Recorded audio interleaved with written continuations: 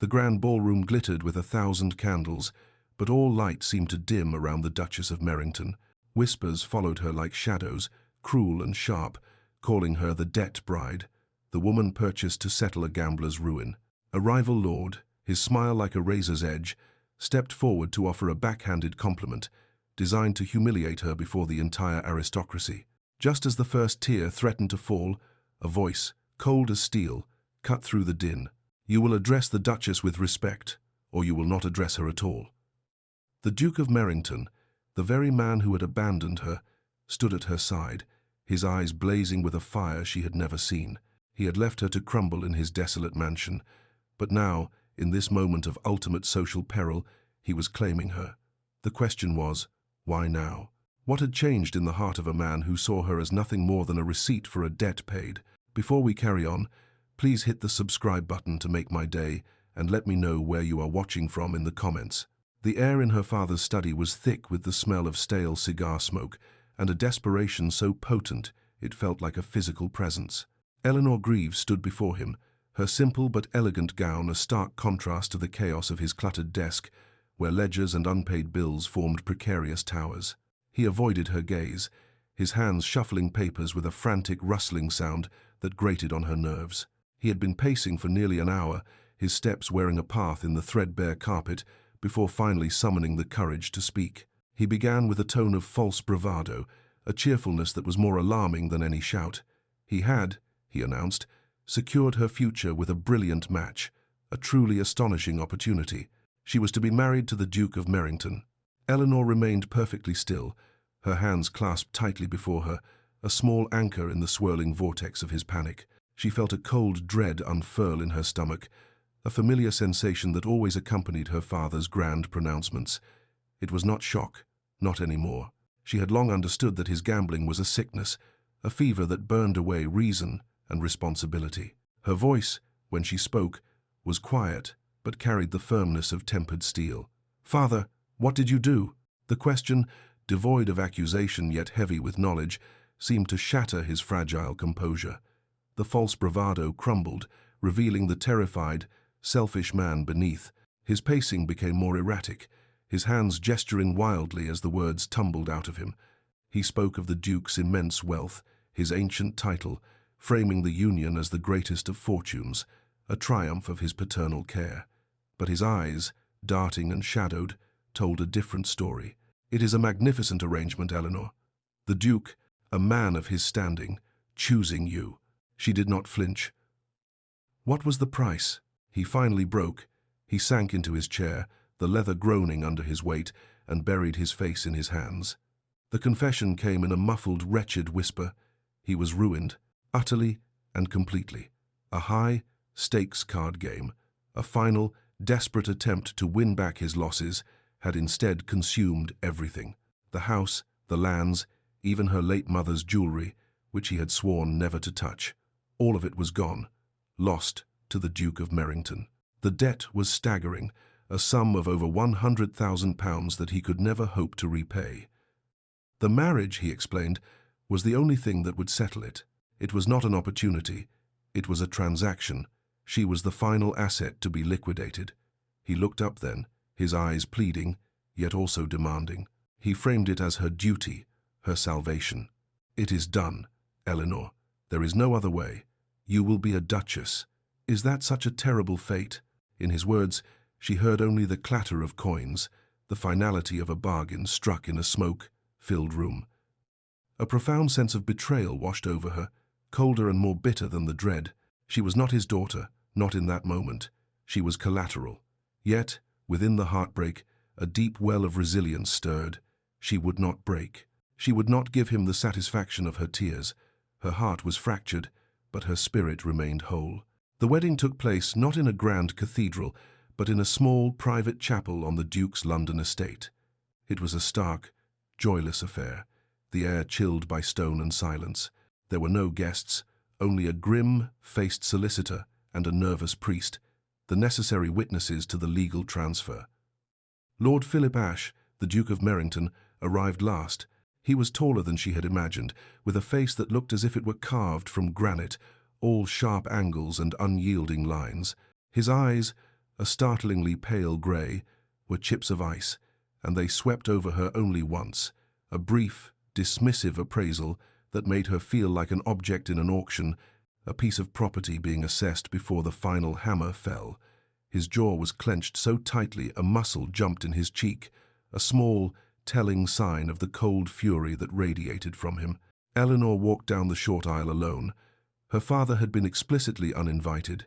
She held her head high, the fine lace of her veil hiding the tremor in her hands. The wedding dress, a beautiful creation of silk and seed pearls, had been delivered that morning. It was a duchess's gown, but it felt like a costume for a tragedy, the price tag for her father's sins. She stood beside Philip at the altar, the space between them a frozen chasm. The vows were exchanged in clipped, barely audible tones, the words of love and devotion rendered a grotesque mockery by the circumstances, when the priest, his voice trembling slightly, finally uttered the words, "You may kiss the bride." Philip gave a barely perceptible shake of his head. He turned away without a word, leaving her standing alone at the altar, the priest's blessing hanging unanswered in the frigid air. There was no celebration, no reception, no pretense of joy. The contract had been finalized. A carriage bearing the ducal crest waited outside, its lacquered doors gleaming like the lid of a coffin. The Duke did not accompany her. He had already disappeared, melting back into the London shadows from whence he came. Instead, his solicitor, a man with a weary, pitying expression, approached her on the chapel steps. He bowed stiffly and handed her 2 items, a heavy, ornate iron key and a thick vellum envelope, sealed with a severe black wax stamp. He murmured something about his Grace's instructions and retreated, leaving her alone with the tokens of her new life. She climbed into the carriage, the door shutting with a heavy thud, and opened the envelope. The note inside was short and brutal, the handwriting a sharp, angry slash across the page. "You have your title and your home, as per our agreement. Do not expect anything more from me. Do not write to me. Do not follow me. You are now the Duchess of Merrington. Live with it." The journey to Merrington Hall was a lonely passage into exile. The city gave way to rolling countryside, which in turn grew wilder, more untamed, the further north they travelled. The carriage swayed, a tiny isolated world moving through a landscape that seemed to grow more desolate with each passing mile. Hours later, it turned onto a long, winding drive, and Merrington Hall rose before her. It was no mere house. It was a beautiful but intimidating beast of a place, a sprawling Gothic estate of grey stone, soaring turrets, and countless mullioned windows that stared out like vacant eyes. It looked as though it were sleeping, slumbering under a blanket of quiet neglect. The carriage stopped, and the door was opened. A line of staff, no more than a dozen people, stood waiting on the grand stone steps. They were a skeleton crew for a house of this size, and they looked at her with a mixture of curiosity, pity, and a palpable fear, their gazes flickering from her face to the ducal crest on the carriage door. At their head was a tall, severe woman in a black dress, her grey hair pulled back so tightly it seemed to pull her face into a permanent expression of disapproval. This, Elinor surmised, was the housekeeper. "Your Grace," the woman said, her voice as starched as her apron, "I am Mrs. Gable. Welcome to Merrington Hall." The welcome was devoid of warmth. Mrs. Gable led her through a cavernous great hall, where furniture stood shrouded in white dust sheets like a congregation of ghosts. Their footsteps echoed on the marble floor, the only sound in the oppressive silence. They ascended a sweeping staircase and walked down a long gallery, where the portraits of Philip's ancestors watched her pass, their painted eyes seeming to judge her. Finally, Mrs. Gable opened a set of double doors, revealing the Duchess's chambers. It was a vast, opulent suite of rooms, but like the rest of the house, it was covered in dust sheets, the air stale and unused. His Grace commanded that the house be run with a skeleton staff. "Missus," Gable stated, her tone leaving no room for argument. "He has returned to London. He did not say when he might be back." Elinor's isolation was now absolute, a physical reality. She was a duchess in a palace of dust, a wife with an absent husband, a prisoner in her own home. She stood in the center of the cavernous bedroom, the heavy iron key feeling cold and alien in her palm, the Duke's cruel words echoing in her mind. She had her title, she had her home, she was to live with it. Mrs. Gable gave a slight, stiff curtsy and pulled the doors closed. The sound of the latch clicking into place was deafening, a final, definitive sound that sealed her inside. Elinor sank onto the edge of a sheet, covered chaise lounge, the silence of the great, empty house pressing in on her from all sides.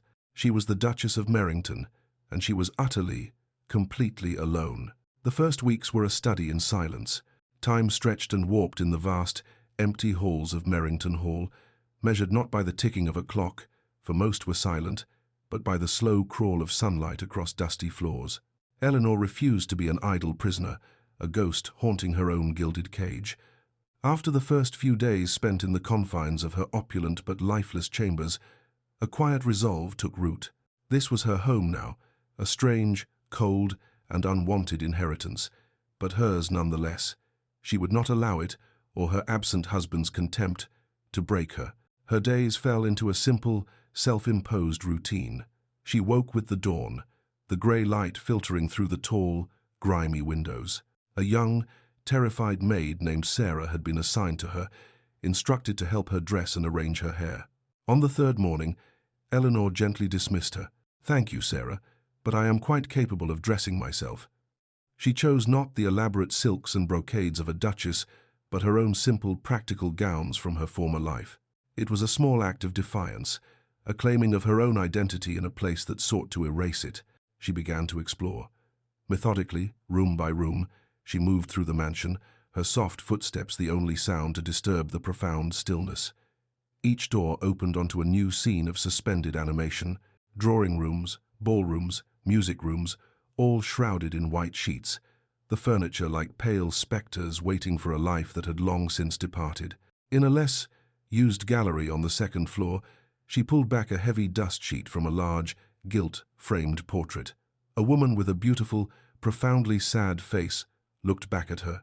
She had Philip's pale grey eyes, but where his were cold and hard, hers were filled with a gentle, weary sorrow. Elinor felt a strange, immediate kinship with the unknown woman, a shared understanding of loneliness that transcended time. She traced the artist's signature, noting the date. This was the Duke's mother, painted just a year before her death. Elinor found herself returning to the portrait often, a silent communion with the other lonely Duchess of Merrington Hall. Her meals were simple affairs, taken alone in a small breakfast room that overlooked a wild, overgrown lawn. The grand dining hall, with its long, polished table capable of seating 50, remained closed and shrouded. Mrs. Gable observed her routine with a stern, unreadable expression. The housekeeper ran the house with rigid efficiency, but her interactions with Elinor were clipped and formal, a constant, unspoken reminder of Elinor's status as an unwanted outsider. One morning, Elinor found the courage to address it.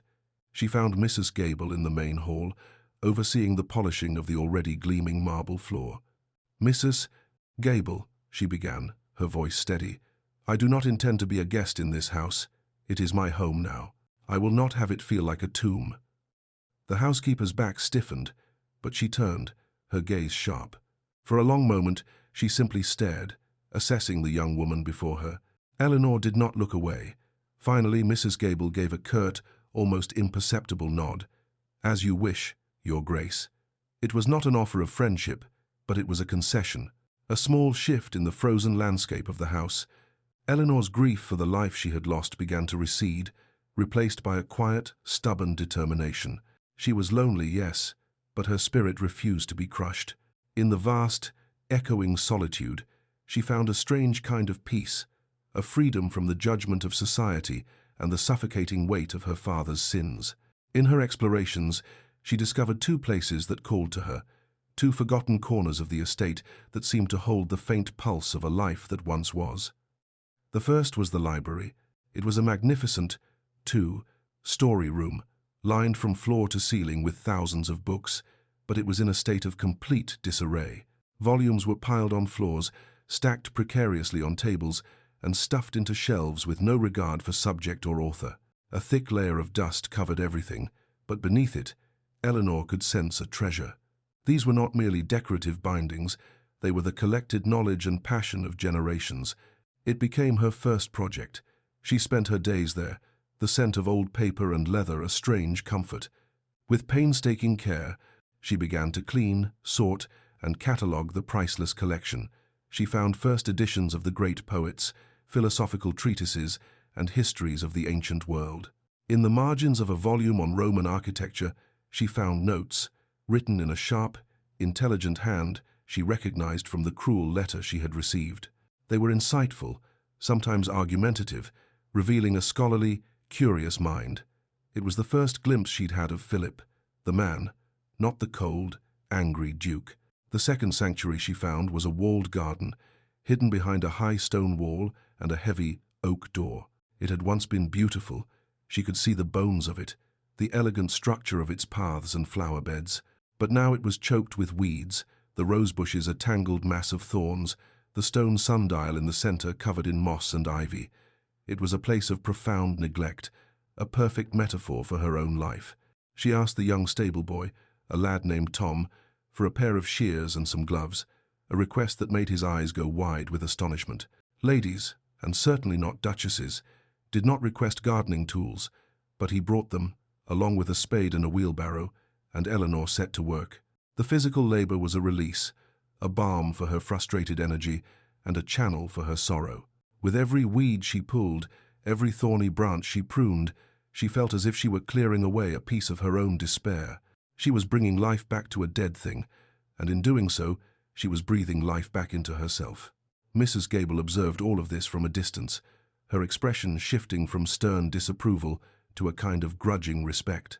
One afternoon, she stood by a window overlooking the garden, watching Elinor work, her face smudged with dirt and her hair coming loose from its pins. A maid, polishing silver nearby, whispered, "She works like a common laborer, Mrs. Gable." The housekeeper did not turn. Her voice was low, but clear. "She is no ordinary lady.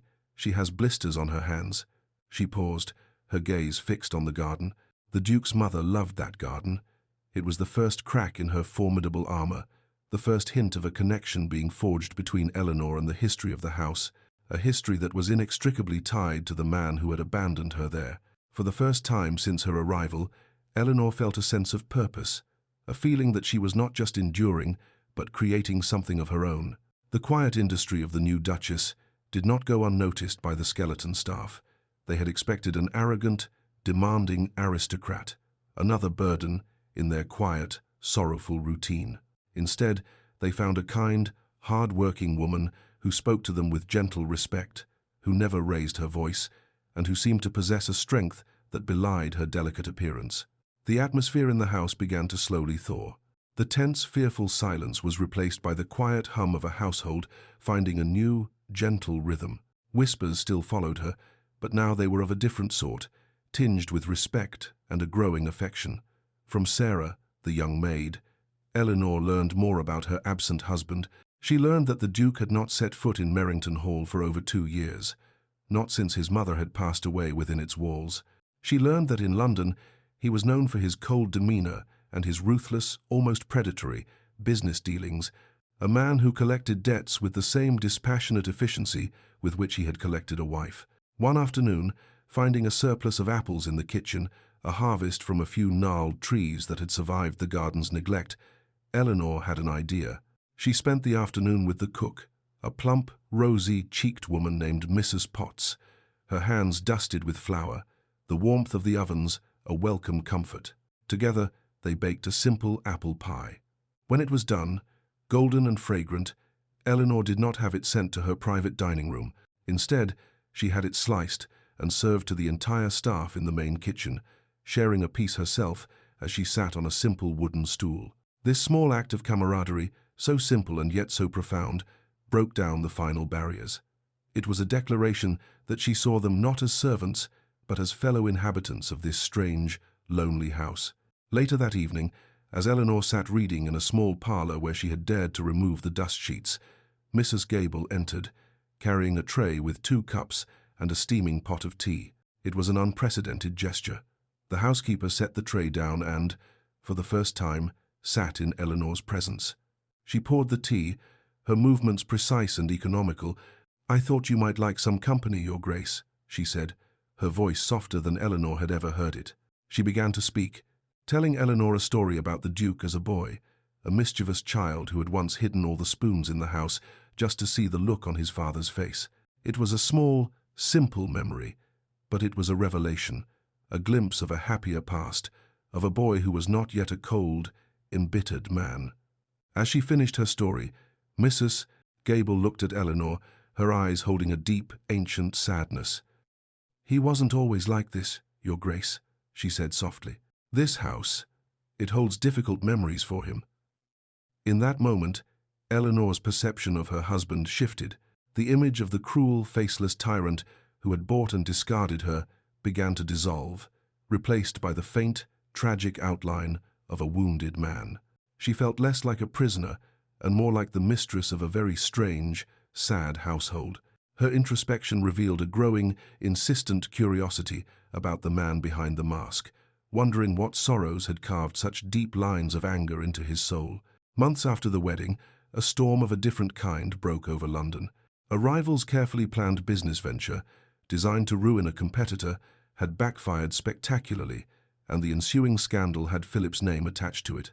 He was not ruined, not financially, but the affair was messy, public, and it reeked of the very kind of desperate, high-stakes gambling his father had reveled in. Sickened by the association and hounded by the vultures of society, Philip fled.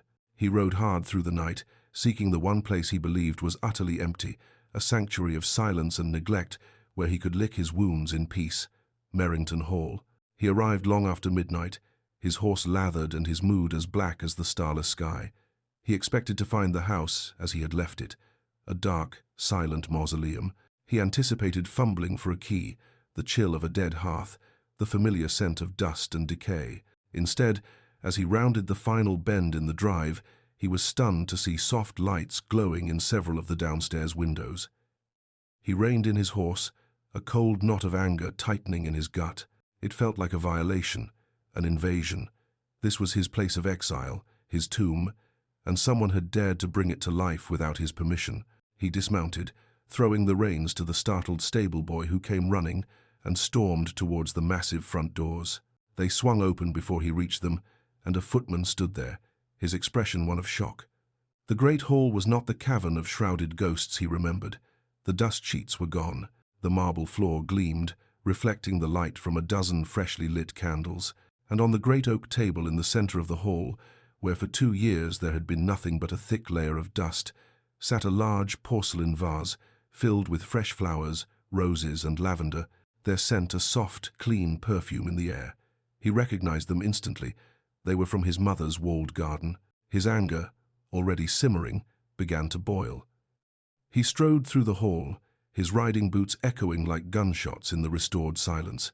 He felt like a stranger in his own home, his carefully preserved misery disturbed, his sanctuary desecrated by cleanliness and light. He made his way towards the library, his sanctum sanctorum, the one place he had assumed would be untouched. He threw open the doors, ready to unleash his fury on whichever servant had so grossly overstepped their bounds, and then he stopped dead in the doorway, the angry words dying in his throat. The library was transformed. The chaotic piles of books were gone. The shelves were meticulously organized, the leather spines polished and gleaming in the soft glow of a fire that crackled merrily in the grand fireplace. The air was warm and smelled of beeswax and old paper, and there, in a large wing-back chair near the hearth, was Elinor. She was asleep, her head tilted to one side, her dark hair spilling over the worn velvet. A book had slipped from her grasp and lay open in her lap. For a long, silent moment, Philip simply stared, his shock and disorientation warring with his fury. He had cultivated an image of her in his mind for months, a scheming, grasping creature, the daughter of a degenerate gambler. He had expected to find her either weeping in misery or defiantly flaunting her unearned title. He had not expected this. He had not expected to find her looking so peaceful, so at home, so utterly unlike the villain he had cast her as in the drama of his own bitterness. His gaze fell to the book in her lap. It was a worn copy of Marcus Aurelius's Meditations, one of his own personal favorites, a volume whose margins were filled with his own youthful annotations. A strange, unwilling curiosity pricked at him, a confusing counterpoint to the anger that had been his constant companion for so long. He had come here seeking solitude, but he had found a presence, and it was nothing like what he had imagined. Elinor drifted awake slowly, drawn from a peaceful dream by a sudden chill in the air, a shift in the room's atmosphere. She blinked, her eyes adjusting to the firelight, and then she saw him, a tall, broad figure standing in the doorway, silhouetted against the darker hall, a spectre of rage and cold authority. The Duke had returned. A jolt of pure adrenaline shot through her, and she sat up straight, her heart hammering against her ribs. But months of quiet self-possession held her steady. She did not cry out. She placed the book carefully on the table beside her, rose from the chair, and smoothed down the front of her simple gown. She faced him not as a frightened girl, but as the mistress of the house, her composure a fragile shield against the storm she saw gathering in his pale, icy eyes. "Your Grace," she said, her voice a low, steady murmur in the quiet room. "You have returned." Her calm dignity seemed to enrage him further. He strode into the room, his presence sucking the warmth from the air. He stopped before the fire, his gaze sweeping over the organized shelves, the polished wood, the vase of winter jasmine on the mantelpiece. His lip curled in a sneer. "I gave you a house, not free rein to remake it in your image," he bit out, his voice a low, dangerous growl. "What is the meaning of this?" He was trying to intimidate her, to reassert the brutal power dynamic he had established with his cruel, parting note. The Elinor who had first arrived at Merrington Hall would have shrunk from his fury, but she was not that woman anymore. She had faced down the ghosts of this house and her own despair, and she would not be cowed by this man's wounded pride. "Your Grace, you gave me a home," she replied, her voice even, and laced with an undeniable logic that seemed to momentarily startle him. A home that was decaying from neglect. The roof in the west wing was leaking, and the library was being ruined by damp and disorder. "I have only tried to care for it. Is that a crime?" Her response, so reasonable and direct, left him momentarily speechless. He had expected tears, hysterics, or perhaps a sullen defiance. He had not expected a rational defense of her actions. He had come here to be alone with his misery, and her presence, this quiet, constant, and capable presence, was a challenge to his entire worldview. He felt his control, the one thing he valued above all else, slipping. He turned his anger into a weapon of silence. "We will dine in 1 hour," he commanded, and swept from the room without another word. Dinner was an excruciating affair. Mrs. Gable, her face a mask of neutral efficiency, had instructed the cook to prepare a formal meal, which was served in the small dining room Elinor had been using. The grand hall remained closed. They sat at opposite ends of the polished table, the space between them a battlefield of unspoken resentment. Philip ate with a cold, deliberate precision, his silence a palpable force, a wall of ice he expected her to crash against. He intended to break her, to remind her of her place as a piece of property, a silent fixture in his house. But Elinor refused to play his game. She ate her food calmly, her movements graceful and unhurried. She did not try to fill the silence with nervous chatter, nor did she allow her gaze to fall before his. She met his cold stare with a quiet, steady look of her own, one that was not challenging, but simply present. She would not apologize for bringing life back to his house, and she would not be shamed into submission. His inner monologue was a storm of frustration. She was supposed to be a reminder of his father's weakness, a symbol of a transaction he despised. Instead, she was a quiet rebuke to his own cruelty, her resilience a mirror reflecting his own brutish behavior. Later that night, sleep offered Philip no escape. His mind, already agitated, plunged into a maelstrom of nightmares. He was a boy again, standing outside his father's study, listening to the man's desperate pleading, the sound of his mother's quiet, heartbroken sobs, as another piece of her inheritance was signed away to cover a gambling debt.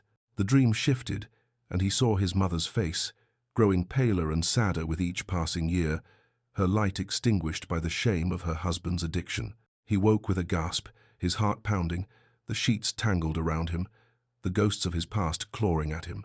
Unable to bear the confines of his room, he rose and began to wander the dark, silent halls of the house, a tormented spirit in his own domain. He didn't know where he was going, but his feet, moving with a will of their own, led him down the servants' staircase and out a side door. The cold night air was a shock, but a welcome one. He found himself standing at the edge of the walled garden. He had not set foot in it since his mother's death. Through the wrought-iron gate, he could see that it was no longer a tangled wilderness. The paths were clear, The flower beds were neat, and the moonlight silvered the leaves of carefully pruned rose bushes. And then he saw her. Elinor was walking along one of the paths, a shawl wrapped around her shoulders. She moved with a quiet grace, her head tilted up towards the moon. He watched her from the shadows of the wall, an intruder at the edge of her sanctuary. He saw her stop and gently touch the petals of a white rose, a variety his mother had been especially fond of, one he had thought long dead. In that moment, she looked not like the woman who had defied him in the library, but like a natural part of this place, a spirit of the garden he had allowed to die. As if sensing his presence, she turned. Her eyes found him in the darkness. He expected her to be startled, to show fear. Instead, her expression was one of quiet, solemn understanding. She did not move closer, nor did she retreat. She simply acknowledged his presence with a look that held no judgment, only a deep, unsettling empathy. She spoke, her voice soft, carrying easily on the still night air. It was not a question, not a demand for an explanation of his presence. It was a simple observation, an offering. "The moon is beautiful tonight," she said. "My mother used to say it listens to secrets." He didn't reply. The anger that had been his shield for so long was gone, burned away by the nightmares and extinguished by the profound peace of the garden. All that was left was a bone, deep weariness, and a confusion that terrified him. He just stood there, a silent, shadowed figure, held captive by her gentle voice and the unexpected solace of the moment. For the first time, he saw her not as the daughter of a gambler, not as the living embodiment of a sordid transaction, but as a person, a woman walking alone in a moonlit garden. A flicker of some new, unidentifiable emotion stirred within him, something that was not anger, not disgust, and not contempt. It felt dangerously like connection, and it sent a tremor of fear through him. He turned abruptly and retreated back into the shadows of the house, but the image of her, bathed in moonlight, her hand on his mother's rose, stayed with him, a single point of light in the vast darkness of his self-imposed prison. Philip, unable to rest, retreated to the one place that had always been his sanctuary, the library. The image of Elinor in the moonlit garden was burned into his mind, a serene and unsettling portrait that disrupted the familiar landscape of his anger. He found himself both drawn to and repelled by the thought of her, and this confusion was a more profound torment than any nightmare. He expected the library to be empty at this late hour, a silent refuge where he could wrestle with the ghosts she had somehow stirred. He was wrong. A single lamp burned on a reading table, casting a warm, golden circle of light in the vast, shadowed room. Elinor was there, not reading this time, but carefully repairing the spine of a crumbling old book with a pot of glue and a steady hand. She looked up as he entered, her expression unreadable, a quiet watchfulness in her eyes. He felt an irrational surge of irritation, as if she had deliberately invaded his last bastion of solitude. He wanted to command her to leave, to reclaim his space, but the words caught in his throat. Instead, he found himself walking towards the shelves, his fingers tracing the spines of books he had not touched in years. He stopped near where she was working, his gaze falling upon a row of historical texts she had recently organized. He pulled one out, a heavy volume on the Roman Empire. It was Gibbon. He opened it to a random page, scanning the text with a critical eye, searching for a foothold, a way to re-establish his intellectual superiority and the distance between them. "Gibbon," he said, his voice harsher than he intended. "His prose is magnificent, but his conclusions are often colored by the prejudices of his own time."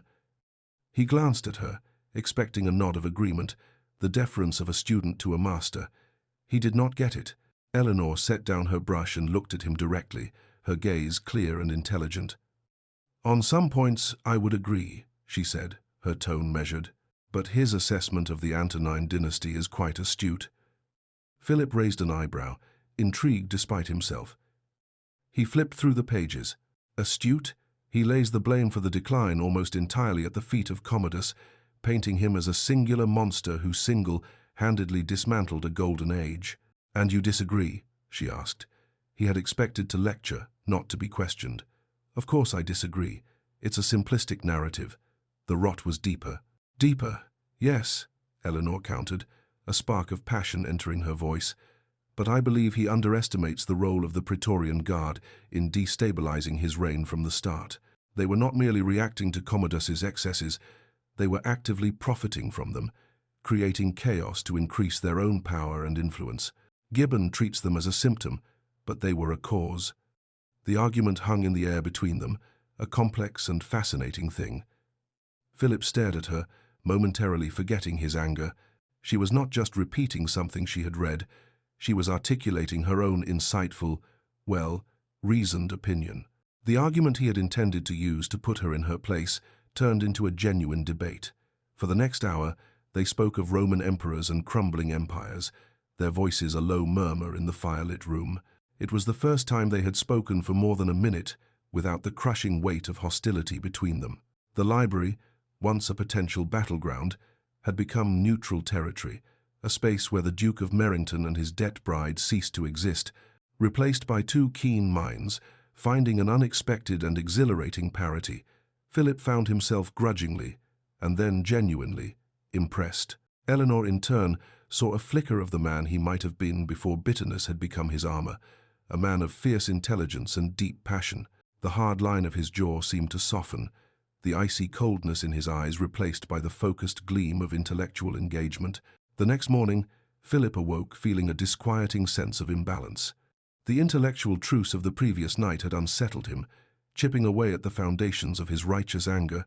He needed to restore order, to reassert the natural hierarchy of their relationship.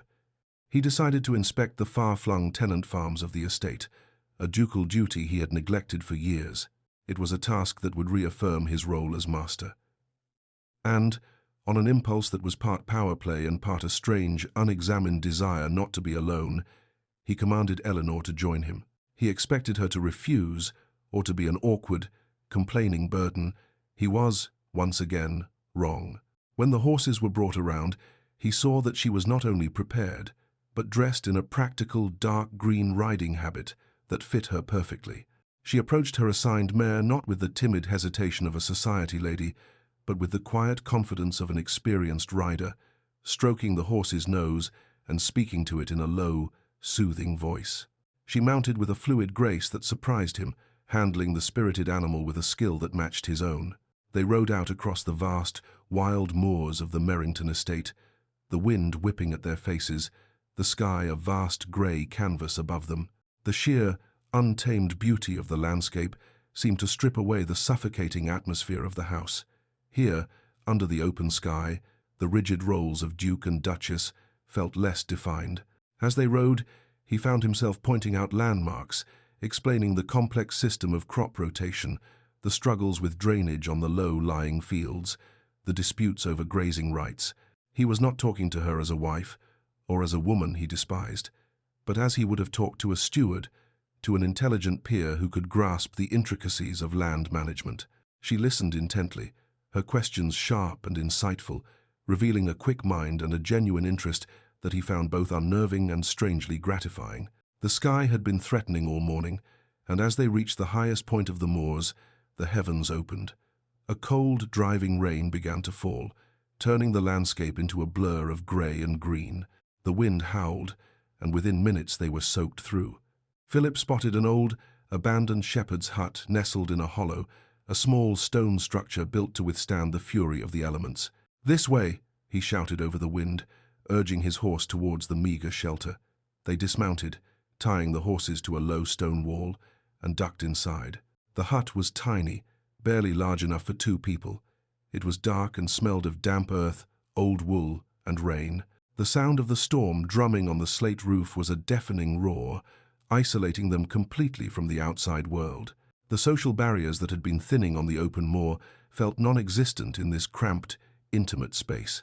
He turned to say something, but the words died as he looked at her. Rain had plastered her dark hair to her face and neck, and her cheeks were flushed from the cold and the ride.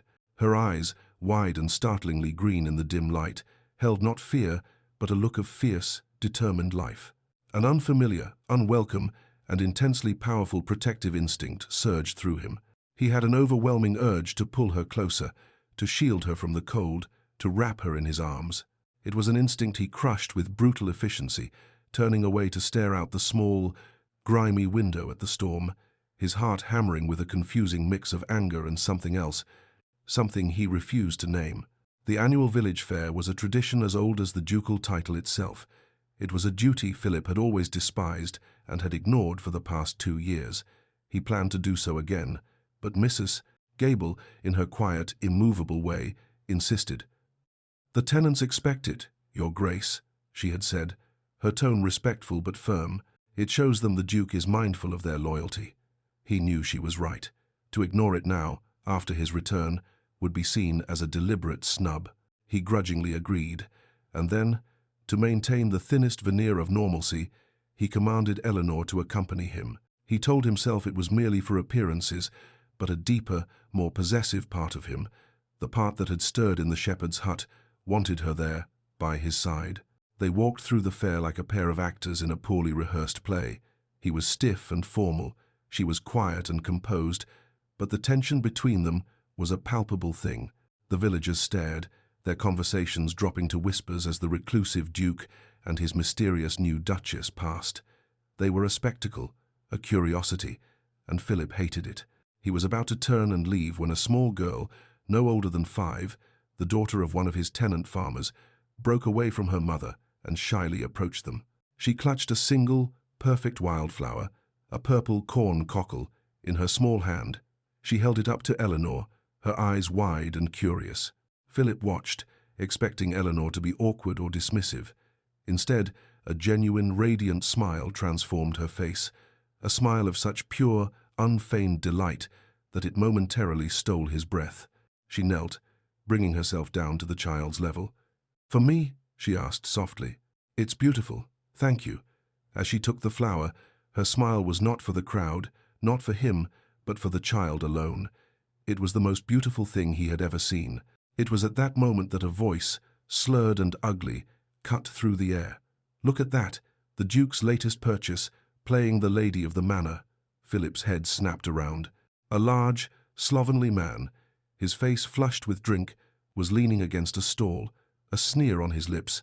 A wave of pure, cold fury, unlike anything Philip had felt before, washed over him. It was not the familiar anger born of his own pain. It was a lethal, protective rage. Before Elinor could even fully register the insult, before the hurt could cloud her eyes, Philip moved.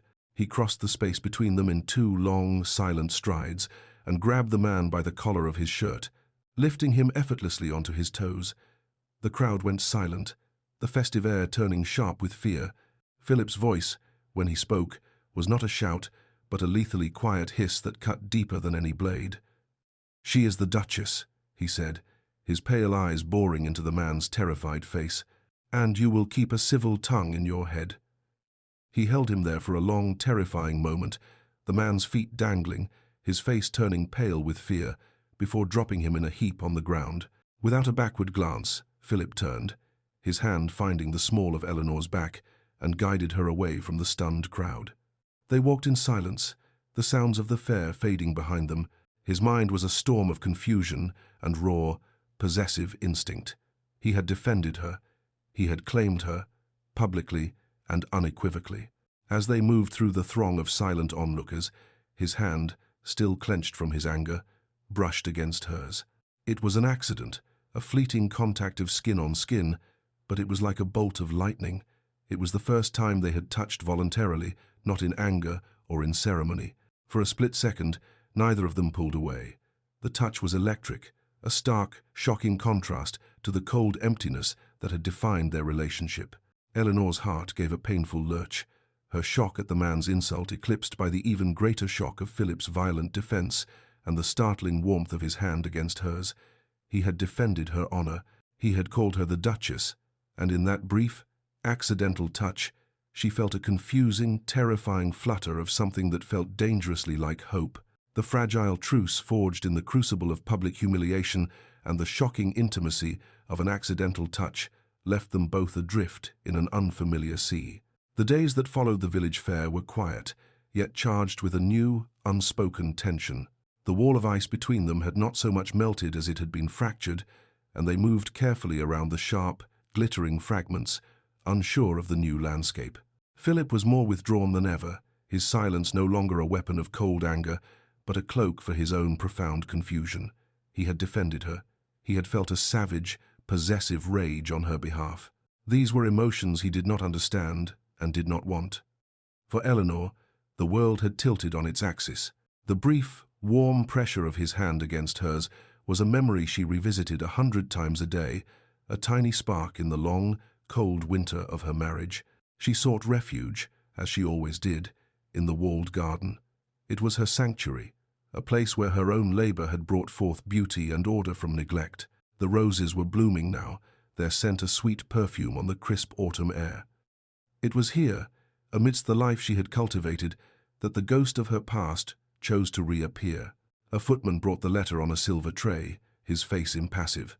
The envelope was of a fine, expensive cream vellum, but the handwriting was her father's, a flamboyant, careless scrawl she knew all too well. A knot of dread tightened in her stomach. She had not heard from him since the wedding, a silence she had prayed would be permanent. With trembling fingers, she broke the seal. The words within were worse than she could have imagined.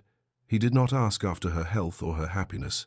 The letter was a crude, desperate demand, cloaked in the thinnest veneer of paternal affection. He was in new trouble, fresh gambling debts incurred on the assumption that his daughter, the Duchess, was a limitless font of credit. He needed money, a significant sum, and he instructed her to get it from the Duke. The final lines made her feel physically ill, as he implied, with a winking, lewd familiarity, that she should use her wifely charms to secure the funds, that a husband would surely not deny his bride such a small favor. The shame was a physical blow, knocking the air from her lungs. All the progress she had made, the dignity she had painstakingly rebuilt, the quiet respect she had earned, all of it turned to ash in her mouth. She was, and always would be, the gambler's daughter, a commodity to be sold and leveraged. The letter shook in her hand, the paper a conduit for all the humiliation she had tried so desperately to leave behind. She was still standing there, the letter clutched in her fist, when Philip found her. He had seen her from the library window, a still, pale figure in the vibrant garden, and something about her posture, a defeated slump to her shoulders he had not seen in months, had drawn him out. He approached her with his usual gruffness, a habit he could not seem to break, but the bite was gone from his tone. "What is it?" he asked, his gaze sweeping over her pale face. "Does this prison not meet your expectations?" It was the kind of barb he would have thrown a month ago, but now it sounded hollow, a clumsy attempt to mask a genuine and unwelcome flicker of concern. She looked up at him, her eyes dark with a pain he was beginning to recognize. She could not bring herself to tell him, to expose herself to the fresh hell of his disgust by revealing that her father was still trying to sell her, piece by piece. The words would not come. Instead, with a sudden, decisive movement, she turned to the small bonfire of autumn leaves the gardener had left smouldering near the wall. Without a word, she thrust the letter into the heart of the embers. The vellum blackened, curled, and was consumed by the flames, the ugly words turning to smoke and drifting away on the wind. It was a symbolic act, a desperate attempt to sever a tie that felt like a noose around her neck. She turned back to him, her face a mask of composure, though her heart was breaking. "It is nothing," she said, her voice barely a whisper, "just a ghost from a past I wish to forget." Her distress, and her use of that specific word, ghosts, struck a discordant chord deep within Philip. It resonated with the phantoms that haunted his own nights, the specters of his own past. Her pain, which he could see she was trying so desperately to hide, bothered him more than he was willing to admit. He saw the flicker of firelight reflected in her tear-filled eyes, and for the first time he felt not anger, but a profound, unsettling echo of his own sorrow. That evening, the library was a space of shared, unspoken vulnerability. A storm had rolled in, and the sound of rain lashing against the tall windows created an intimacy, sealing them inside their sanctuary of books and firelight. Elinor was trying to read, but the words blurred on the page. Philip stood by the fireplace, one arm resting on the mantelpiece, staring into the flames, his profile etched by the flickering light, the silence stretched, thick with the things they could not say. It was her word, ghosts, that finally broke it. "My father," he began, his voice low and strained, as if the words were being physically dragged from his chest. He did not look at her, his gaze fixed on the dancing flames. "He was like yours, a gambler." The confession hung in the air, a raw and unexpected offering. He didn't have the courage to sell a child, but he sold everything else. He squandered my mother's fortune, the inheritance that was meant to secure this estate for generations. He mortgaged lands that had been in our family for 500 years. All of it, lost at the turn of a card or the roll of a dice. He paused, and in the silence, Elinor could hear the echo of a boy's heartbreak. She listened without moving, her own sorrow momentarily forgotten, her entire being focused on the man who was finally, painfully, revealing the source of his poisoned rage. "I would find my mother weeping in the garden, the one you have brought back to life," he continued, his voice thick with a pain that time had not dulled. He would come to her, begging, pleading for her last pieces of jewelry, for anything he could turn into coin for one more game. The shame of it, the endless, grinding humiliation, it destroyed her. It drove her into a depression so deep she simply faded away. She died in this house, not of a sickness you could name, but of a broken heart. He finally turned from the fire, and his pale eyes, stripped of their icy armor, were filled with a raw, agonizing grief. "When your father came to me, with his pathetic story and his staggering debt, offering you as payment, it was like seeing my own father's ghost standing before me. I saw the same weakness, the same sickness. I saw the same sordid transaction that destroyed my mother, and in my rage, in my disgust, I made you the target. I saw you as part of it, another player in the same filthy game." His voice broke, and he looked away again, shame warring with the pain. "It was cruel," he whispered, "and it was unjust. My ghosts were my own, and I had no right to make them yours." In that moment, everything shifted. The entire history of their marriage, of his cruelty and her suffering, was reframed. She saw his actions not as personal malice directed at her, but as the desperate, misguided, lashing out of a deeply wounded man, a boy who had been forced to watch his mother die of sorrow. Her heart, which had been so full of her own pain, now ached for him. The library, once a battleground, then a neutral territory, had become a confessional, a space of shared, profound vulnerability. Slowly, she rose from her chair and went to him. She stood before him, and as he finally met her gaze, she saw not a duke, not a tyrant, but a man drowning in a pain he had carried alone for far too long. Without thinking, she reached out and placed her hand gently on his arm. It was a simple gesture of pure comfort, of shared humanity. He flinched, as if expecting a blow, but then, as her warmth seeped through the fabric of his coat, he grew still. He did not pull away. Just as this fragile, trembling understanding was reached, a new sound intruded upon their sanctuary, the sound of a carriage arriving, of voices in the great hall. A moment later, a footman appeared at the library door, his expression apologetic.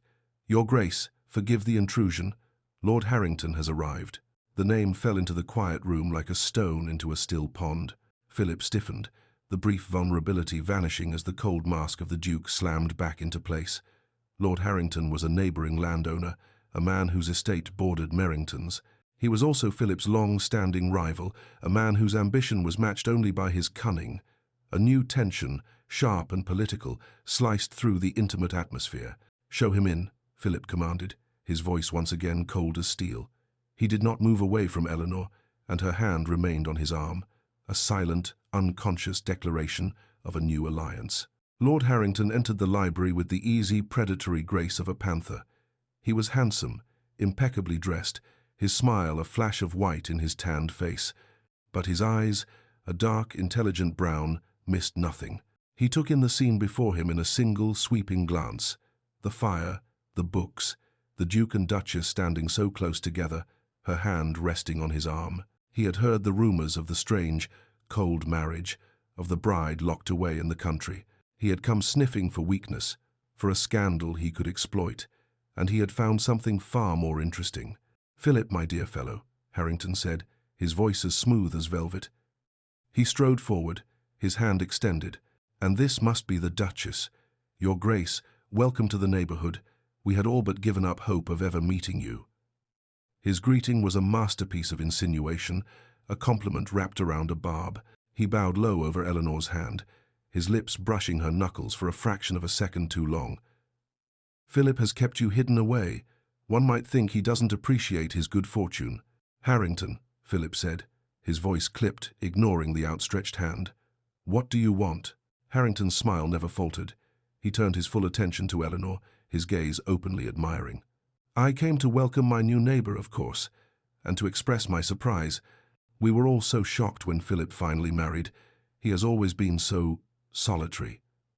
The word hung in the air, a subtle mockery of Philip's reclusive nature. Elinor felt a chill despite the warmth of the fire. This man was dangerous, his charm a thin veneer over a sharp and malicious intent. She felt Philip's arm tense under her hand, his protective instincts, which she was only just beginning to understand, on high alert. He saw Harrington's game with perfect clarity. Elinor, however, did not shrink from the man's probing gaze. She drew on the same well of composure that had seen her through the last few months. She offered Harrington a cool, polite smile. "The Duke has been a most attentive guide to the estate, my lord. I have found Merrington Hall has more than enough to occupy my time. I have not had a moment to be lonely." Her voice was calm, her words a graceful deflection that gave nothing away. Harrington's eyebrows rose in appreciation. He had expected a timid, broken creature, not this poised, articulate woman. It only made the game more intriguing. Philip watched her, a surge of fierce, unfamiliar pride mixing with his immediate distrust of his rival. He was no longer just angry at the world, he was threatened. He realized, with a sudden gut-wrenching clarity, that Harrington's presence was not just a social annoyance. The man was a predator who had scented blood, and he understood, in that moment, that Harrington didn't just want to cause a scandal, he wanted to take something from him, and that something was Elinor. Lord Harrington's visit left a poisonous residue in the air of Merrington Hall. He departed as smoothly as he had arrived, his charming facade never cracking, but his malicious intent lingered in the library long after the sound of his carriage had faded. The fragile, vulnerable space Philip and Elinor had created was violated, and the cold reality of the world outside their gates had intruded once more. In the weeks that followed, Harrington, rebuffed in his attempt to find a ready-made scandal, began to craft one of his own. He was a master of the subtle, well-placed rumor, the poisoned word whispered in the right ear. The gossip began as a trickle in the London clubs and drawing rooms, then spread like a fever into the surrounding county. The story was always the same, embellished with new, cruel details with each telling. The tale of the reclusive, half-mad Duke of Merrington and his debt bride, the poor, plain creature he had purchased to settle her father's ruinous losses, and now kept locked away like a prisoner, too ashamed to show her in public. Elinor heard the whispers indirectly, through the tearful silence of her maid, Sarah, and the fiercely protective glares the other staff now directed at any visitor. The words purchase and debt followed her like a shadow even within the sanctuary of her own home. Then came Harrington's master stroke. A thick cream envelope arrived, bearing the crest of the Marquess of Clare, Harrington's influential uncle. It was an invitation to the most anticipated ball of the season, a grand affair to be held at the Marquess's country seat.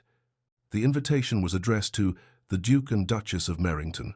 It was not a courtesy, it was a challenge, a gilded trap designed to force them into the public eye where Harrington was certain their sham of a marriage would be exposed for all to see. Philip received the invitation in the library. Elinor watched as he read it, his face hardening into the familiar mask of cold fury. His first instinct, she saw, was to retreat. He crumpled the thick card in his fist, his knuckles white. He would refuse.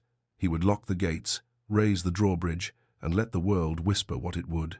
It was the defense he had used his entire life to withdraw into a fortress of solitude and contempt. But Elinor was no longer a passive victim of his choices.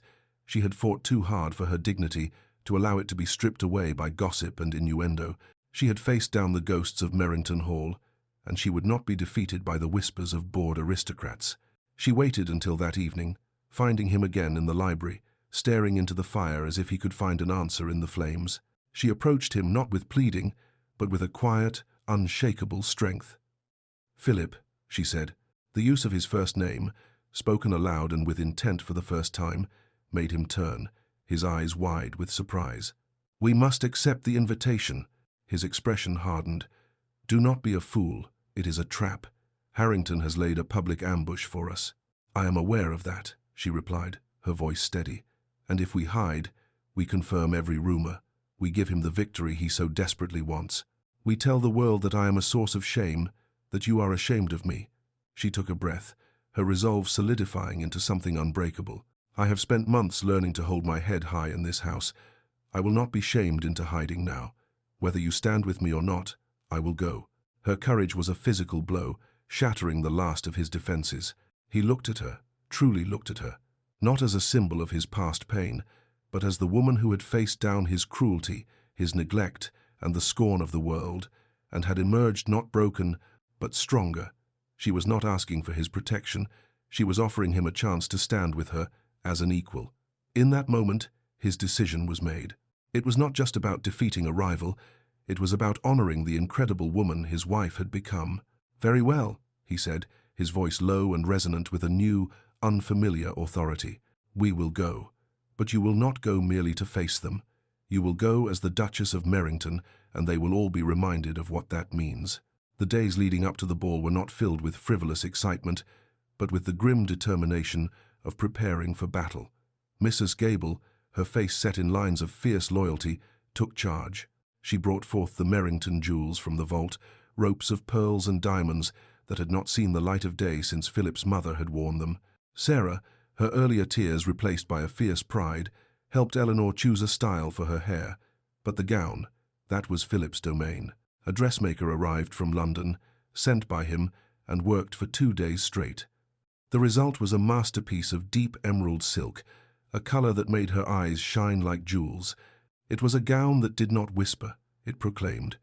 It was the armor of a duchess, chosen by her duke. When they arrived at the Marquis of Clare's ballroom, a hush fell over the glittering assembly. Every head turned, every conversation ceased. The air was thick with anticipation and malice. Philip felt the familiar urge to retreat, to shield Elinor from the hundreds of staring, judgmental eyes, but then he felt the light pressure of her hand on his arm, her touch not trembling with fear, but steady and sure. He looked down at her. She held her head high, her expression serene, her beauty and grace a silent rebuke to the ugly rumors that had preceded them. A wave of fierce pride, so potent it was almost painful, washed over him. He straightened his shoulders, his posture radiating a cold, formidable authority that London society had not seen in years. He was not the grieving recluse tonight. He was the Duke of Merrington, and this was his Duchess. He placed his hand over hers on his arm, a possessive, protective gesture, and led her into the heart of the room. They were a united front, an island of regal composure in a sea of whispers. Lord Harrington, holding court near the grand fireplace, watched their entrance, his smile tightening almost imperceptibly. He had expected them to be awkward, fractured, easy to pick apart. He had not expected this display of unity. He let them circulate for a time, letting the pressure of the room build. Before he made his move, he stepped forward, a glass of champagne in his hand, his voice ringing out with false bonhomie. "My lords, ladies, a toast," he called, and the room fell silent once more. He smiled, a predatory gleam in his eyes, as he turned towards Philip and Elinor. "To the new Duchess of Merrington, a woman of such incalculable value, she could settle any debt." The insult, so cleverly veiled as a compliment, landed with surgical precision. A collective gasp went through the room, followed by a wave of titters and cruel smiles. Elinor felt the blood drain from her face, the public humiliation a physical blow. But before the hurt could even register, before the first tear could threaten to fall, Philip acted. He did not raise his voice. He did not have to. His words, cold and sharp as shards of ice, cut through the din. "Lord Harrington is correct," he said, his voice ringing with absolute authority. The room went utterly still. He turned his gaze from Harrington and looked only at Elinor, his eyes holding an expression of such profound adoration that it silenced every whisper. "The Duchess is a woman of incalculable value. She has brought life to my home and honor to my name. In my foolishness, I believed I was settling a debt, when in fact I was incurring one. I am the one in her debt." He paused, letting his words sink in, letting every person in that room understand the magnitude of his declaration. "A debt I intend to spend the rest of my life repaying." He then offered Elinor a small, intimate smile that was for her alone. "My dear," he said, his voice now warm and gentle, "I believe they are playing our waltz." He took her hand, raised it to his lips, and led her to the center of the floor, leaving Lord Harrington standing alone, his face a mask of stunned fury, his trap sprung and empty. As Philip swept her into the dance, the entire room watched, not as they had before, with malice, but with a stunned, grudging respect.